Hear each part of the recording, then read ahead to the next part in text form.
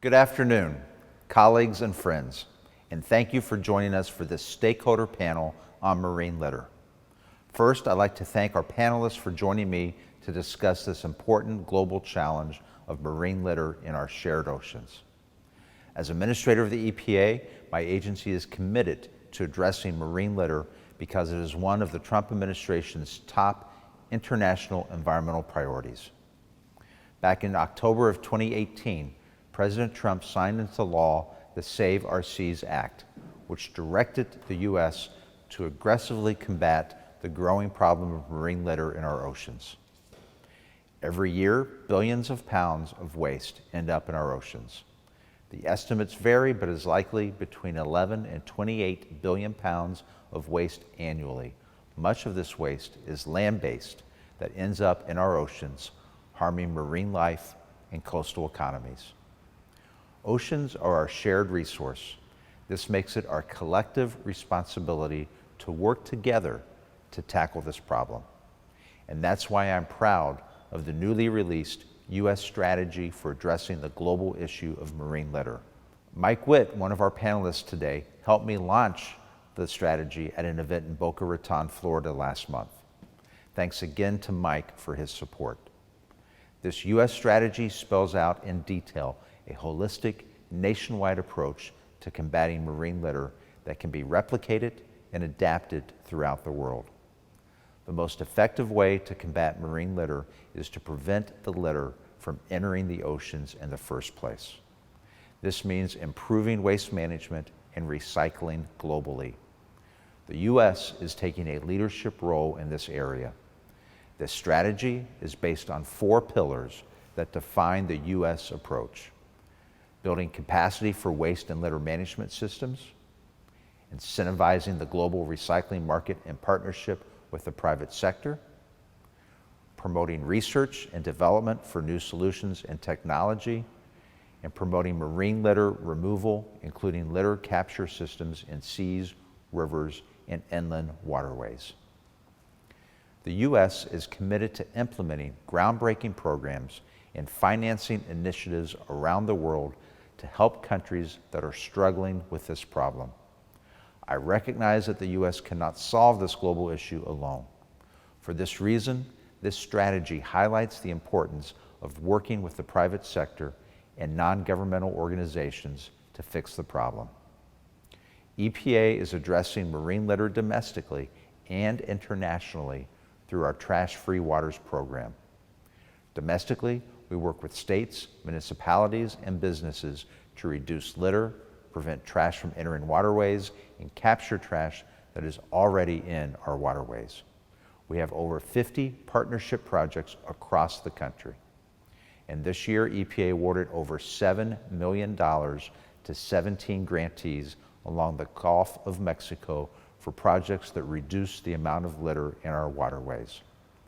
Last month, I announced another $2.1 million to the Great Lakes Restoration Initiative Trash-Free Waters program to address marine litter within the Great Lakes watershed. We are adapting what we've learned through the Trash-Free Waters program and the work we did in Panama, Jamaica, and Peru. And now we are expanding this work into Asia. We are doing this in part through international technical exchanges between countries. At the beginning of this year, I traveled to Brazil to confer with government officials on waste management and marine litter issues. I spent an afternoon with Minister Salles of Brazil cleaning up a beach to bring local attention to the issue. And in July, we followed up this visit with a webinar where we shared our approach to addressing land-based sources of marine litter. The webinar had 62 people from Brazil's government in attendance, including officials from the Ministry of Environment, the National Health Foundation, the Brazilian National Water and Sanitation Agency, and the Brazilian Development Bank. We know that 5 countries are responsible for over half of the plastic waste input into the ocean. Working collectively, we can solve it. Halting the growth and then reversing marine litter pollution is a battle worth fighting and one that we can win. And now we will hear from our panelists. I'm delighted to have this discussion on efforts to address marine litter. I've asked our partners to cover 3 general questions. First, please share how their work specifically addresses the marine litter problem and how it fits into the U.S. federal strategy, particularly in Southeast Asia, where the problem is greater than anywhere else in the world. Second, looking at the U.S. federal strategy, what do they view as the greatest opportunity globally for us to collectively address marine litter? And finally, please share their thoughts on how exactly the U.S. government can help enhance collaboration with the private sector to address marine litter.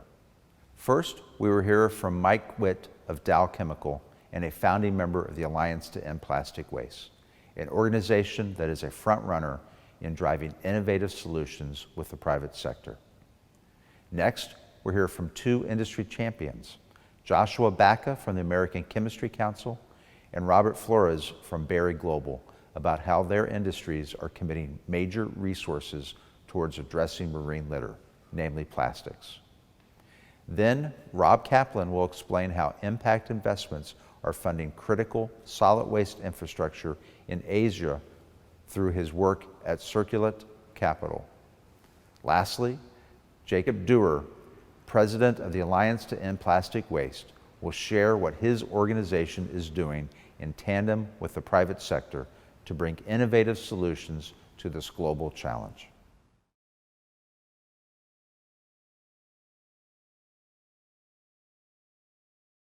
I want to express my thanks to Administrator Wheeler and the U.S. EPA for your leadership on this very important topic of marine litter. Dow's work is directly aligned to stopping plastic waste from entering the environment and closing the loop on plastics to drive toward more circular plastic supply chains. Our motivation is clear: eliminating plastic waste from the environment. Dow recently solidified this commitment by holding ourselves accountable around 2 particular sustainability targets. Our Stop the Waste goal is our commitment to invest in and/or collaborate in key technologies and infrastructure to significantly increase global recycling. Within 10 years, we commit to enabling 1 million metric tons of plastic to be collected, reused, or recycled through our direct actions and our partnerships, including advanced recycling technologies and infrastructure, mechanical recycling, and offering recycled plastics as part of our product portfolio, and participating in key infrastructure projects alongside our partners that enable plastic recycling globally. Our Close the Loop goal is our commitment to work directly with our customers, brand owners, and the value chain to help customers redesign and promote reusability or recyclable packaging applications where there is a clear environmental benefit. It will also enable 100% of Dow products to be sold into packaging applications to be reusable or recyclable. We're also activating our work to drive these commitments throughout the globe, and certainly in the most impacted regions of Southeast Asia, Africa, India, and other regions. Some examples of the work we're doing includes, from a grassroots perspective, we're partnering on the ground in projects in Ghana, Indonesia, Kenya, Nigeria, and South Africa to develop and scale circular solutions that maximize the value of plastic waste and empower communities, rolling up our sleeves and helping the people in these regions implement scalable and replicable systems, technologies, and education to manage waste and demonstrate that waste has value and has already resulted in more sustainable communities. Alongside our customers and partners, we are now offering and implementing mechanically recycled plastic products throughout the globe. We're enabling customers to use recycled plastics in their products without sacrificing performance. We're also working with customers to better design and their products to be more easily recycled. And for many years, we've worked closely with customers to reduce the amount of materials needed to achieve performance of their products. And finally, we're collaborating with organizations throughout the globe, many of which are represented on this call, to bring the collective power of our resources and our expertise as a force multiplier for good. This includes working closely with Jacob Dewar and the Alliance to End Plastic Waste, serving as a founding investor in Rob's organization, Circulate Capital, and we're working alongside the World Economic Forum on projects in various parts of the world, just to name a few. Our greatest opportunity is coming from the collaborative efforts of the entire plastics value chain, from plastics producers to converters to brand owners, retailers, waste management companies. We're working together alongside governments, environmental organizations, and consumers to identify clear pathways and set clear goals towards accelerating the world towards circular solutions for all materials. This is an important moment in history. All of us have the obligation and a very achievable opportunity to rethink our relationship with waste. Seeing the products that we consume not as a waste when we're finished with them, but as a valuable material that will have many more lives as we advance a circular economy. In the legislative branch, the private sector and many NGOs strongly support the bipartisan Save Our Seas 2.0 and would like to see it get through the 117th Congress and onto the President's desk for signature. In the executive branch, we see the welcome increased engagement across the agencies, including the Department of Energy, NOAA, the U.S. International Development Finance Corporation, and the State Department. The USAID partnership with the Alliance to End Plastic Waste is a perfect example of how the U.S. government has begun to strengthen collaboration with the private sector and NGOs. As a founding member within the Alliance, I'm confident this partnership will continue to deepen and grow as others develop as well. Lastly, I would just like to highlight the important work the federal government is doing and can do in the area of research and development. It is important for the federal government, including the national labs, to be in a continual dialogue with the private sector and universities to better focus on research gaps that need to be addressed. I believe that together, the U.S. government, private sector, and NGOs can make more progress. Together, we will make faster progress, and we will see the fruits of our labor through an elimination of marine litter.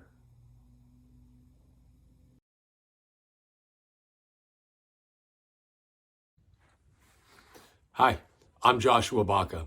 I am the Vice President of the Plastics Division at the American Chemistry Council. Our association represents plastic makers who are deeply committed to ending plastic waste in the environment. Together, we are working to advance a more responsible, sustainable, and circular plastics industry that continues to deliver benefits for communities, America, and the world.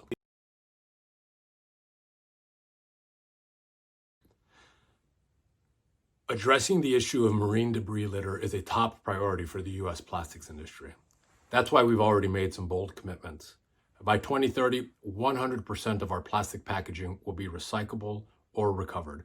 And by 2040, 100% of our plastic packaging will be reused, recycled, and recovered. To accomplish these goals, we are working collaboratively with governments and NGOs. And recently, we unveiled a policy framework and guiding principles to further address the issue of plastic waste in the environment.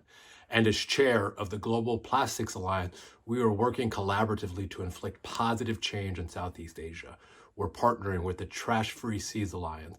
We helped found Circulate Capital, and we were instrumental in the creation of the Alliance to End Plastic Waste. And here in Congress, we have the opportunity to further address the issue of marine debris litter by passing the Save Our Seas Act 2.0.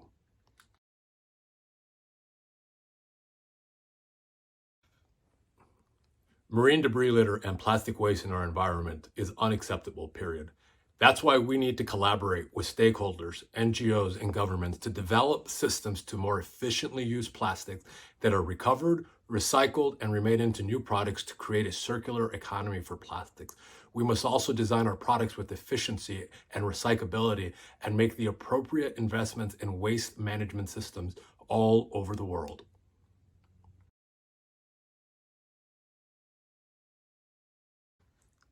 It starts by making a commitment to create a more circular economy for plastics.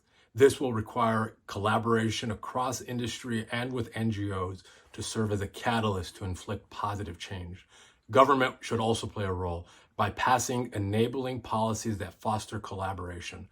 Our work with the Department of Energy is a good example on how collaboration can inflict positive change.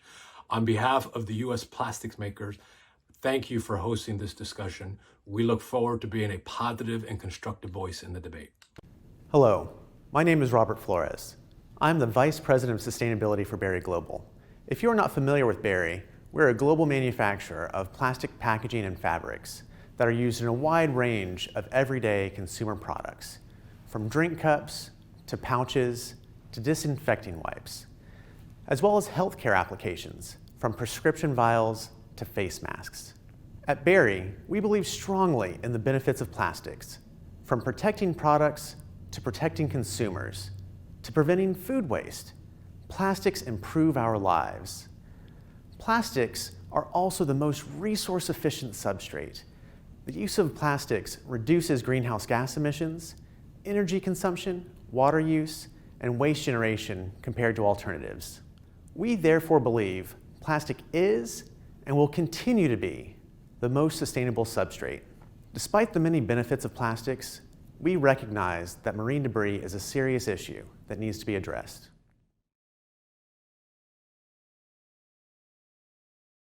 We are proud to see the United States federal strategy for marine debris. We appreciate the federal government's leadership on this important issue, and we are well aligned in our efforts. As a manufacturer of plastic packaging and products, we are doing our part. We are redesigning our products to ensure 100% of our packaging is reusable, recyclable, or compostable by 2025. When products aren't designed to be reusable, recyclable, or compostable, then they are destined to become waste, increasing the likelihood that they will escape into the environment. Optimizing design ensures products have value after use, which keeps plastic in the circular economy. But designing for circularity is not enough.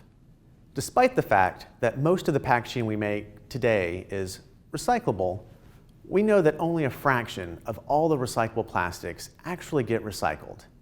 That is why we have also committed to achieve an average of 10% recycled content in our packaging by 2025. Increasing our use of recycled content increases the demand for post-use plastics and pulls recyclable products through the recycling process. By giving post-use plastic value, we prevent it from becoming waste and potentially leaking into the environment. Both designing for recyclability as well as designing with recycled content are critical to the transition to a circular economy, ensuring the value of plastic can be retained over multiple life cycles. Furthermore, similar to the United States federal strategy, we are maximizing our efforts by partnering with other key players to coordinate and accelerate our mutual efforts. For example, we are a founding member of the Alliance to End Plastic Waste, working closely with many of the other individuals and organizations on this panel, as well as across the entire plastics value chain.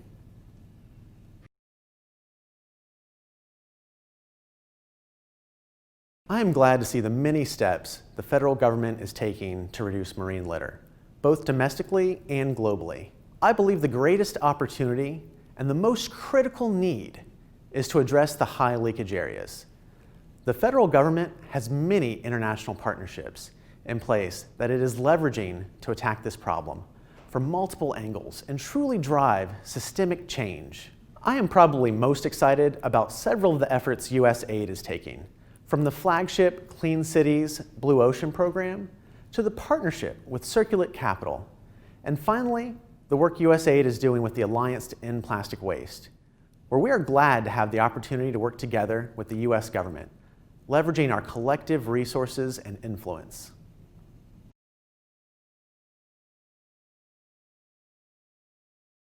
We are pleased that the federal government sought the input of a wide range of stakeholders when they developed their strategy. By partnering together with the private sector, the government is able to harness the technical know-how and innovation of industry. This will play a critical role in the government's efforts to promote innovative solutions and technologies. This is a key differentiator versus some other countries that have implemented bans on certain items, addressing a small fraction of the waste stream that is merely a symptom of a broader waste management issue. The government strategy shows a clear intent to address the root cause. One of the innovations we are most excited about is advanced recycling. We believe that we can use technologies such as advanced recycling to make virgin quality recycled plastic from waste that is not being recovered today through traditional mechanical recycling. We are also excited about the government's plans to incentivize recycling markets. The private sector is motivated and eager to solve marine debris. Historically, much of the work has been limited to companies willing to take a leadership role often at an increased cost. By incentivizing recycling markets, we will be able to monetize the problem and solve it once and for all. Hi, I'm Rob Kaplan, founder and CEO of Circulate Capital. We invest in companies, technologies that fight plastic pollution across South and Southeast Asia. We believe that by investing in recycling and the circular economy now, as we come out of the global pandemic, can create unique opportunities for financial returns as well as significant environmental impact in fighting marine litter. We were inspired by the Ocean Conservancy and their seminal research that found that most of the plastic that gets into the ocean comes from just a handful of countries in South and Southeast Asia, and that if we invest in the companies and technologies here to fight marine litter, we can cut that flow of plastic pollution nearly in half. That's why we work in partnership with many of the world's leading corporations: PepsiCo, our first investor, Coca-Cola, Unilever, Chanel, Danone, Procter & Gamble, Dow, and CP Chem, to build together value chains that can deliver market-based solutions. Because we believe that the more value we can add to waste plastic, the more we can turn it from a scourge into a resource, an economic driver for communities around the world. As I look at the U.S. federal strategy, I see a couple key opportunities for focus. First, the Save Our Seas Act was a great step forward in coordinating efforts from the U.S. government's departments and agencies to work with foreign countries on minimizing solid waste from land-based sources and entering the marine environment. And second, it's international collaboration that will be absolutely critical in advancing partnerships with major source countries, the countries that need the most help in fighting plastic pollution as quickly as possible. And I believe, in addition to working with public sector partners and leaders, the U.S. government has a critical role to enhance collaboration with the private sector, because we need much more capital and engagement than we have today. Much more than the $100 million of the Circulate Capital Ocean Fund. In fact, we need many, many billions of dollars. As we look at the folks who are financing the future of infrastructure in Asia, sovereign wealth funds, pension funds, large-scale infrastructure funds, we see that their capital is waiting on the sidelines of solving ocean plastic and marine litter. They need help, and we need to catalyze their capital. We need to crowd them into the sector by demonstrating that financial returns here are competitive and also can generate attractive environmental impact as well. As I look at the U.S. government's strategic pillars, there are two key ones that jump out at me. First is building capacity for better waste and litter management systems, including through improving infrastructure, public education, and engagement. And second is incentivizing the global recycling market in partnership with the private sector. Both of these pillars require financial resources, it's true. The U.S. government can play an important role by committing to align diplomatic and programmatic funding to help support solutions that are market-based and leverage technology. By launching a global umbrella commitment and strategy, such as the one we see here today, that implements through existing tools, such as USAID, State Department, and the Development Finance Corporation, I believe we can see much more capital flowing into this sector. From our part at Circulate Capital, we are incredibly grateful for our support and partnership with USAID and the Development Finance Corporation, because their program, the Development Credit Authority, which has provided a loan portfolio guarantee for Circulate Capital's Ocean Fund, has allowed us to crowd in more capital and put more capital to work in riskier places that we might not be able to do otherwise. That allows us to achieve greater impact, fighting plastic pollution, and also helping local communities. And I believe the Development Finance Corporation can go further. I encourage it to leverage the new equity mandate to commit catalytic capital alongside the leading investors to accelerate market-based solutions that prevent ocean plastic and provide competitive financial returns. This is a frontier market. There aren't a lot of folks active in it today, and we need the government's leadership to catalyze great impact and capital investment. At the end of the day, there is no silver bullet to solving the ocean plastic and marine litter problem. And there's no silver bullet to scaling global recycling and circular economy infrastructure. In fact, investing in infrastructure without public education just won't achieve results. And at the same time, investing in public education without infrastructure won't achieve the results we want either. It's a systems challenge that requires systems solutions. And that's why I'm grateful for the leadership we've seen out of this initiative today and look forward to much more collaboration in the future. Thank you for your time. The Alliance to End Plastic Waste is a global non-profit that established its headquarters here in Singapore in early 2020. And despite the disruption caused by COVID-19, we have been able to ramp up our activities of the Alliance in a relatively short period of time. Our focus at the Alliance is in 4 strategic pillars. The first one is on infrastructure, as more than 2 billion people on this planet do not have access to proper waste management systems. And in these communities, waste is not collected, and this results in the leaking of plastic waste into the environment. Our second strategic pillar is innovation, because we want to accelerate investments and invest in de-risking technologies that can be used in plastic waste management.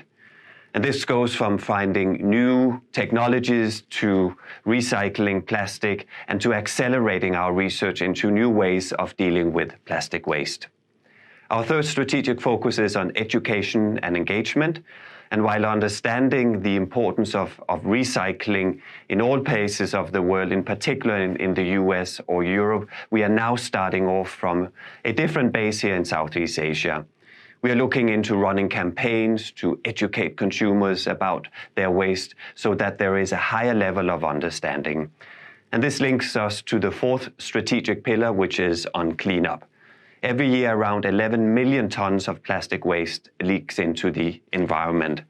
While we are focusing our efforts to stop the leakage, we also want to work with the various stakeholders to clean up the waste that already sits in the environment, and we want to find ways to reclaim its value.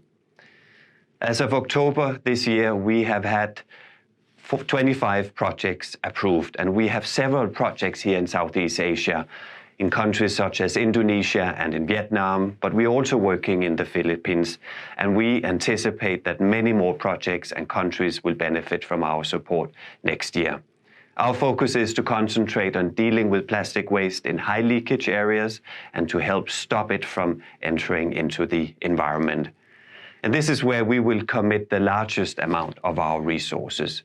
But we know that we cannot do this alone. We need to work with others. We need to work with stakeholders representing governments and non-governmental organizations, civil society, and municipalities around the world. Therefore, we are excited about our different strategic partnerships, including with USAID, and we are looking to see how we can leverage this to make a real impact here in Southeast Asia. Through the release of the US federal strategy, it is clear that much is being done by the US government.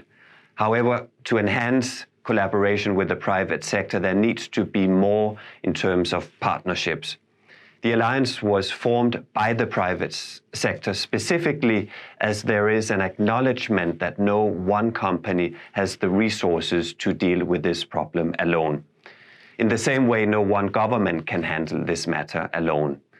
Therefore, I encourage the US government to find ways to work with organizations such as the Alliance to help improve the scale at which we are dealing with the issue of marine litter and plastic waste. We need to move quick and we need to move now. And if we don't act now, the problem will only get worse.